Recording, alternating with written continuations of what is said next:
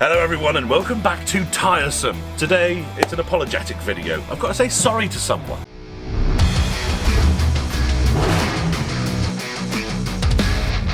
That's right everyone, I've got to say sorry to our very own Kev Osborne, who, ages ago when I was doing the fuel fucking train! When I was doing the fuel replenishment and put indeed this lovely fuel hose on my engine, left this little comment.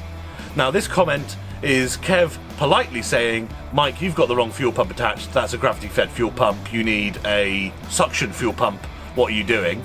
And I left this comment, which just basically says, nah, don't worry about it, I looked into it before, it's fine. And I swear to God, I did. Because when I met Kev Osborne for the video that we did in Silverstone, and I had a good look around his car and we had a lovely chat, and we talked about electronic fuel pumps, and then he said, make sure you buy the right one, because unless you're putting the fuel pump at the back and the fuel is actually being drip fed into the pump, you'll need to get the other type of pump.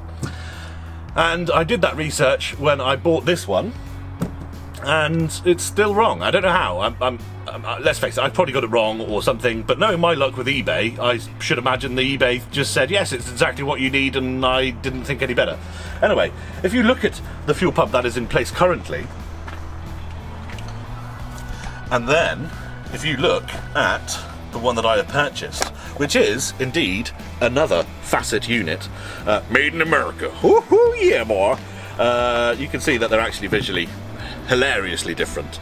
And this one has 1.57 meters of what they call lift. And that is basically, obviously, you could just have 1.7 meters of hose and suck through fuel up that sort of line. It's quite easy to understand. So that's what we're going to do today. We're going to finally change this out because it still has somewhat of the issue. It's still sometimes on weird conditions it will not start and you have to piss about with the hoses in order to get any sort of air gap out so it sucks the fuel up. If we go down here you can see that actually in order to sort of get past this issue I've actually put a cable tie here and one around the power steering pump, which has then pulled this hose back, and it does actually work in this current configuration most of the time. There's been maybe once or twice since that last video where I have had to give these hoses a wiggle to get rid of an airlock or whatever, and that's that. But I've thought, let's do it properly, none of this stuff. Also, something worth noting is that this pump actually operates between 1.5 and 4 psi, whereas this one, I think can go up to 12, which is horrendously a lot for a carburetor, and that is why I have the regulator in place. But it might be that I could run this one in future without the regulator in place, which means where the regulator is, I'll just put a fuel filter or something, because, you know, she deserves it. As with every good fuel pump video, we'll start off by taking the hose off, because, you know, I've done a lot of these now. I know how it works. The only question is, this pump that I've got on the car came with all the fittings and everything for it, whereas the new one does not. So I'm just hoping that these fittings do fit into that fuel pump, which I am hoping they do, because they're both Facet fuel pumps. Get ready for fuel pissing everywhere. Anywhere. Get ready for fuel pissing everywhere. Any second there's going to be fuel pissing everywhere. Oh yeah, lovely. Okay, we'll just put those there. There you go. Lovely. They're staying perfectly. They're not going to ping off and go everywhere at all. Fuel is just pissing out of this thing. It's a good job they don't put it right above your ignition coil, isn't it? Yeah, and the exhaust manifold. Yeah.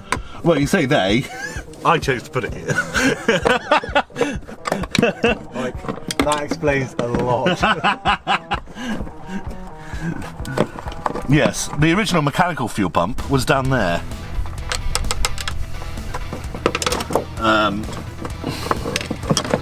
this is perfect. This is what I wanted.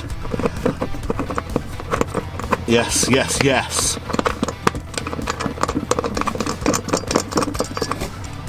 Cool. Right.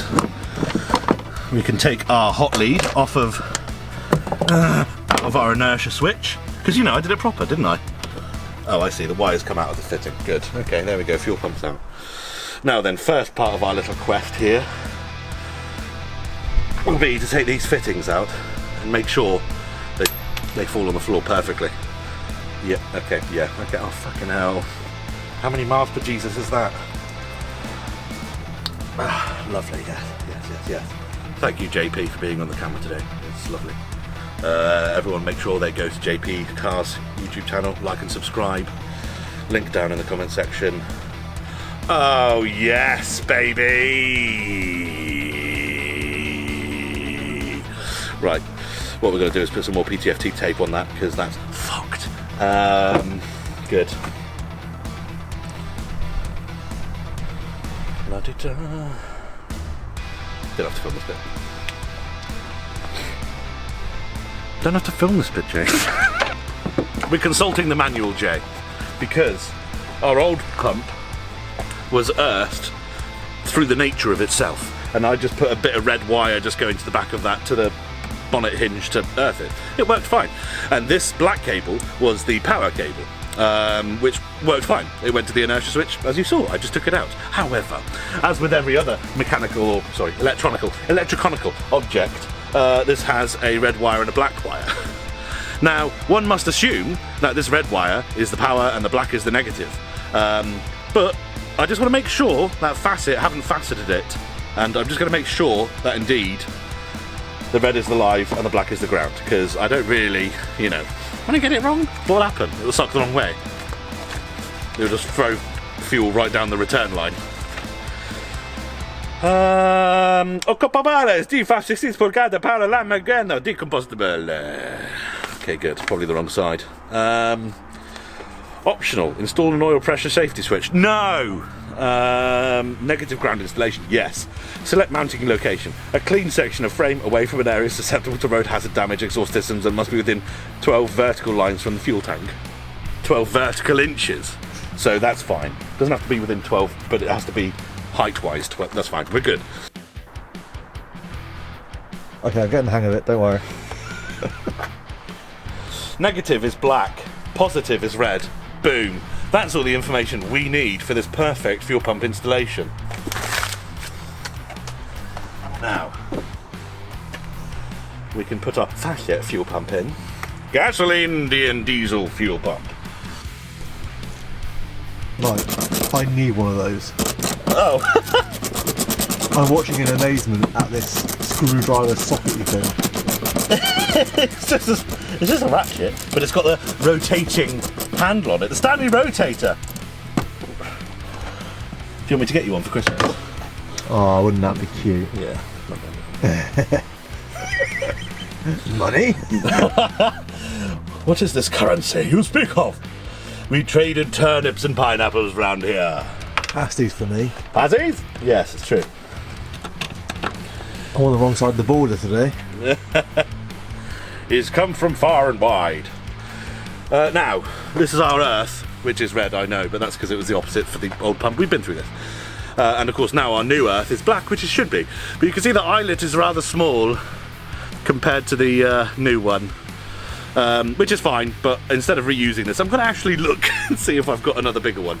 But we'll have to take that one, nice one, that facet I've put there, and put one of mine on. Unfortunately, even though they have done a lovely job in the factory of putting that on, turns out I don't have another big boy, so I'm just going to take this one off and do it again. I know, cut to the next video where Mike fault finds why his... Oh, okay. Just pop this one in. Take this really nice factory crimp and just fucking... Oh, a little bit of this, a little bit of that, a little bit of this, and I take it off the wire. A little bit more of this, and a little bit more of that, a little bit more of this. Fuck me dead. There we go, perfect. All in one. I was literally just about to say, I do have a tool for this, Mike. Right. Yeah, I got one in the car.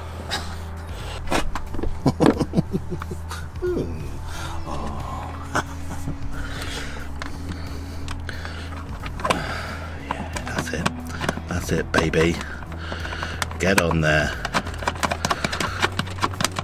This is going to be good, Jay. Do you reckon it's going to work first time?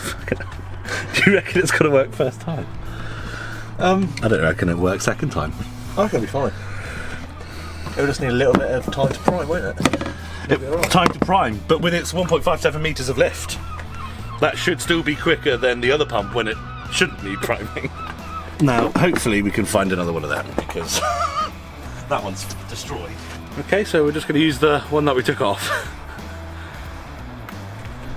Just trying to get my flange out. Oh!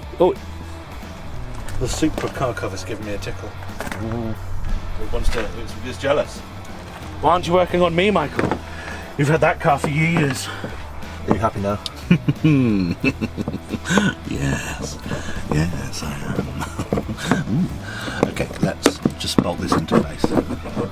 I say bolt, I mean use these two dodgy screws that I have lying around, which is what I did last time. I'm hoping that the dimensions are the same. They are not. Yay! We'll just leave it like that. We'll put another one in. Yeah, right. Yeah? Well, yeah, because you might as well test it first before you secure it. Secure it? It's not secured when it's in. Nah, we'll get this one in quick. Real quick, don't you worry about it.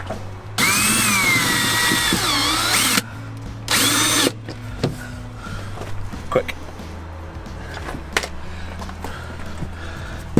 Bloody hell. I tell you what, that's in there. Like swimwear. Okay, right.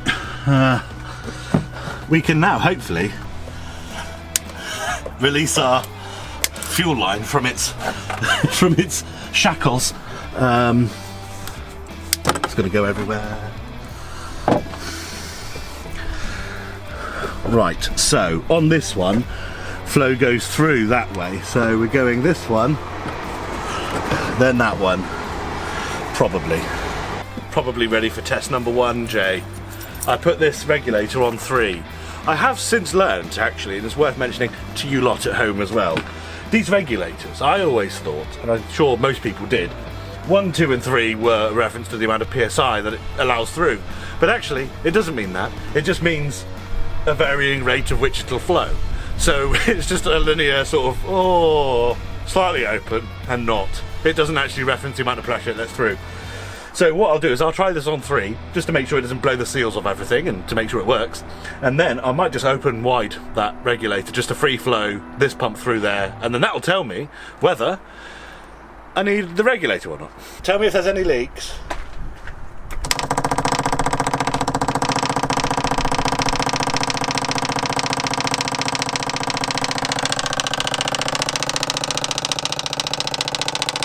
No, looks alright.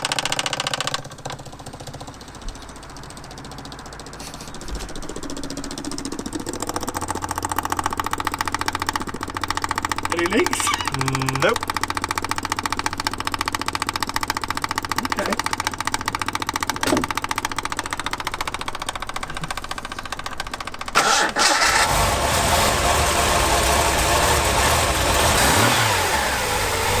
Well, that's running fine.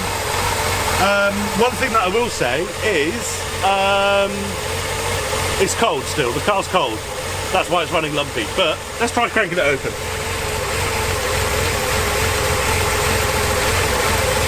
So that's wide open now. It might overflow the bowl. In which case, we'll be looking for damp areas around the top of the gasket. Are you happy? Clap my hands, mate. That's good.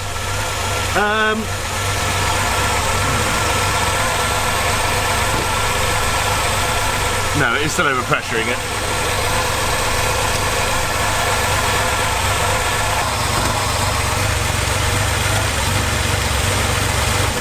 I was just looking to see if anyone messed my paperwork up. So, what we have learnt is that Kev Osborne is always right. Sorry, Kev. And I will probably need to leave the regulator in place, at least while I tune things up a bit and figure that out. But the pump works, and hopefully it'll work more reliably than the other one, even without cable ties assisting it. Thank you everyone for watching this lovely episode of Tiresome. Thank you, Jay from JP Cars for filming. Link down below. We'll see you next time. Bye!